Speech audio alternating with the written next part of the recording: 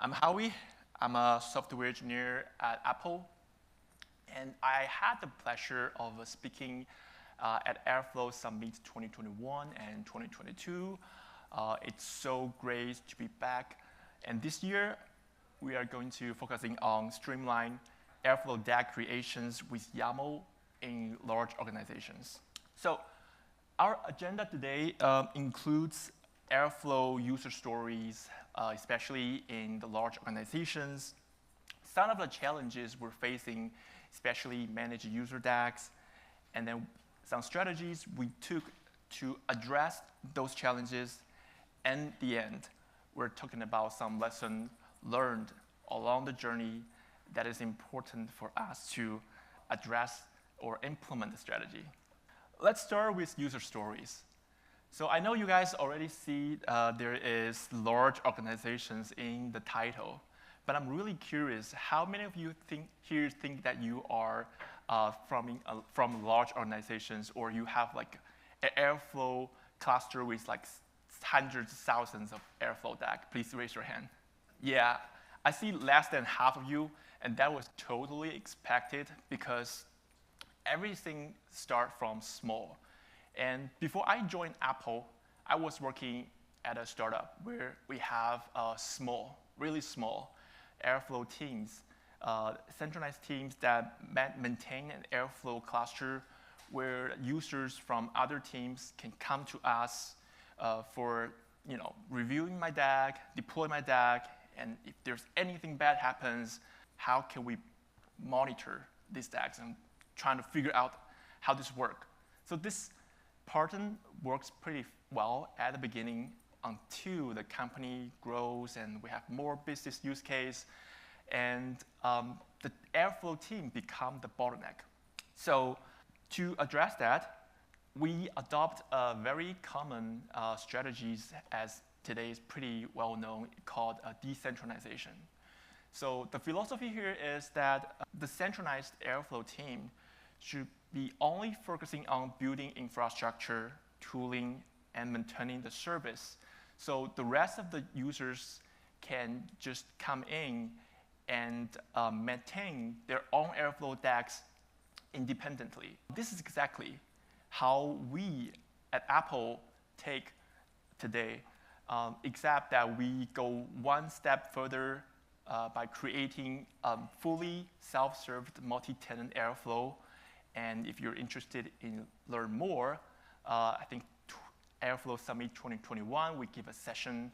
Me and my manager, Roberto, have a talks to talk in details how we make this happen.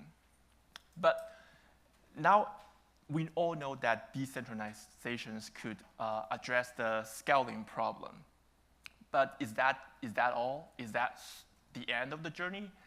Obviously, no.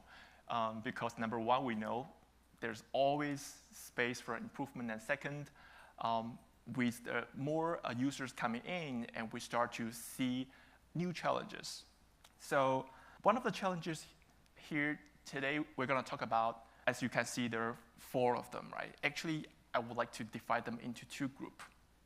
So there is a kind of users who are really familiar with Airflow. Like they may have a data analyst background, or they do not necessarily have the Python expertise that is often needed, or they do not use Airflow before.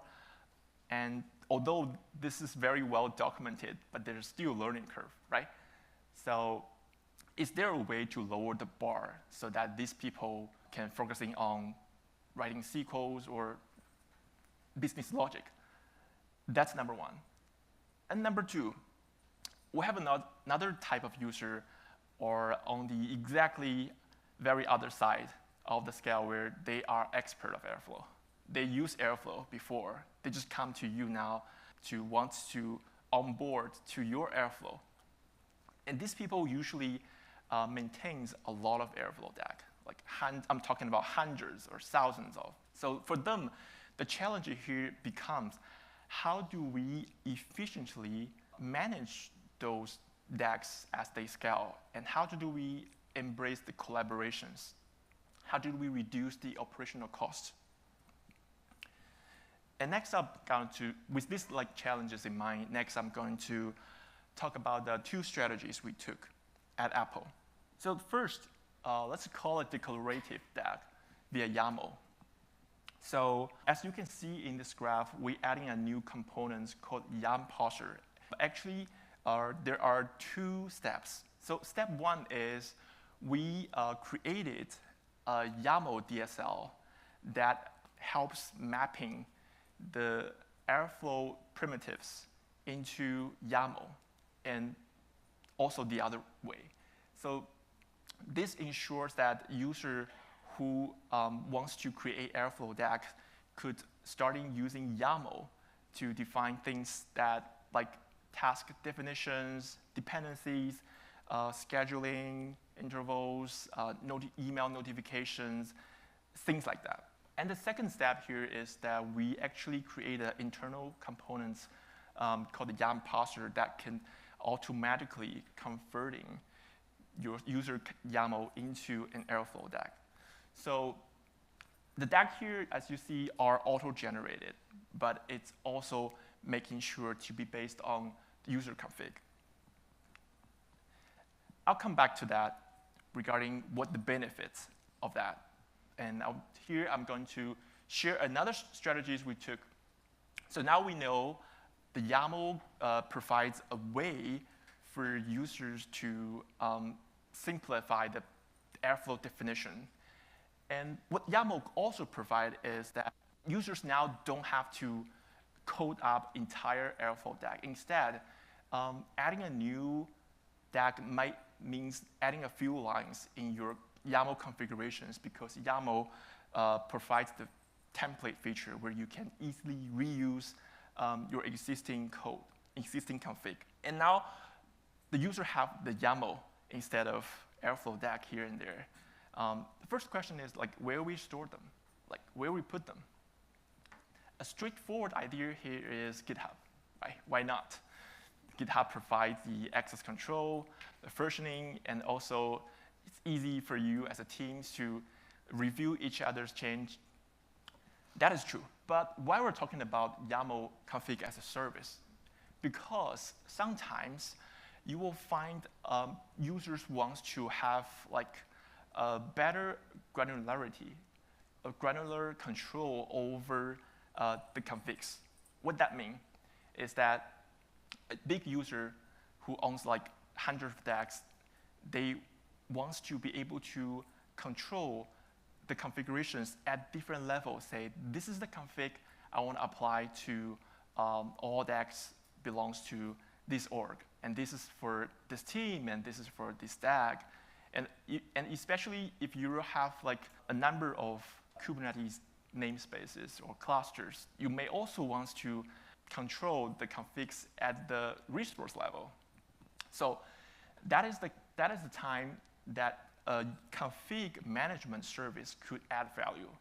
And another use cases here is validation, right? So user who write a YAML, they probably wants to know if this is something valid and eventually could be converted into DAG. So that's pretty much about the YAML config. Now let's come back to the YAML approaches and to summarize and some of the benefits, what you can bring to us. First of all, simplify the syntax.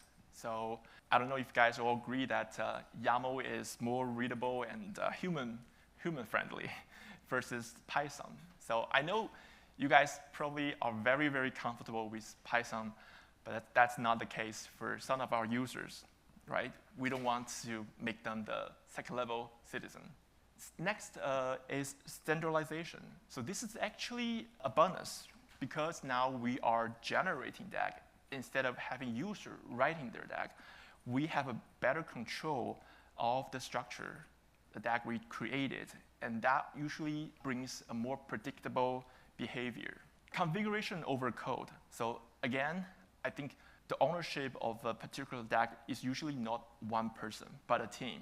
So how did you make sure that the teams with different level of Airflow knowledge can efficiently collaborate together to review, to approve, and to report, right? And YAML also naturally have a more compact format than Python, and especially if it's well designed, that you do not have to adding duplicate configs for DAGs that are similar. Because one experience from me is that, I don't know if this also applies to you, right?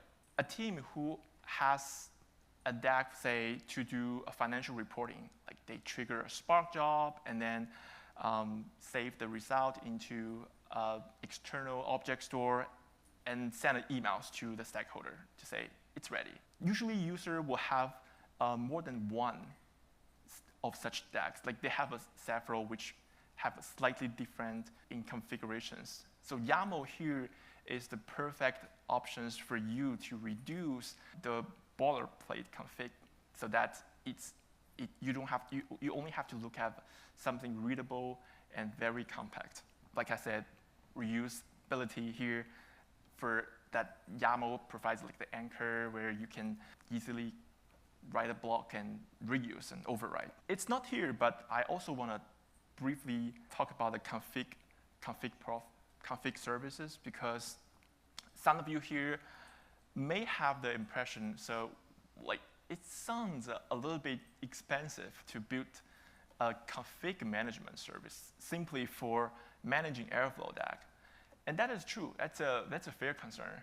So in practice, what we find is it depends on use case, and also this type of config management service could be extended to benefit other services, like you want to manage Spark properties, right? You have a notebook. And lastly, today I want to share some important lesson learned. So some of the insight here can really help you understand or making right decisions and to understand how to refine these approaches. Number one, using YAML DSL isn't without cost. Yeah, I want to make that super clear. It's not perfect solution fit for all. For users, it's the learning curve, right? They need to know how Airflow concepts being mapping into your DSL. And for you, as the owner of Airflow, you will be responsible to create the components that automatically mapping Airflow primitives into YAML. So the automation here is very important because we know Airflow is a very active community. There's always new features, new operators comes in. So how did you keep up the pace, right? So this step must be automated somehow so that you be able to maintain this service with the latest Airflow version. Second, okay, we already talked about second. So third, the validator is important. So just to make the user behavior experience symmetric, right? You can provide them a playground where they can try out their YAMLs before they actually submit. So that is another thing I think is very important. Next, config service. I think I already talked about it. And finally, I want to spend like 1 or 2 minutes to touch on the very hot topic, AI, where I think there is a talk this morning from AWS to share how they leveraged the LLM to help to generating Airflow DAGs. So we all know that this is not a very hard thing. And the question here is the YAML DSL still relevant, right? If you can auto-generate DAGs, like why do you need adding a YAML DSL level? So I can easily expand that for another 10 minutes, 20, but in brief, so my take here is yes, the value is still there because the strengths of YAML DSL that provides flexibility, reproducibility, and simplicity has not changed. And for auto-generated DAGs, there's still a long journey for them to become production ready. And maybe that path someday will cross with YAML DSL. So that's my thought. And that wraps up for my talk today. Thank you.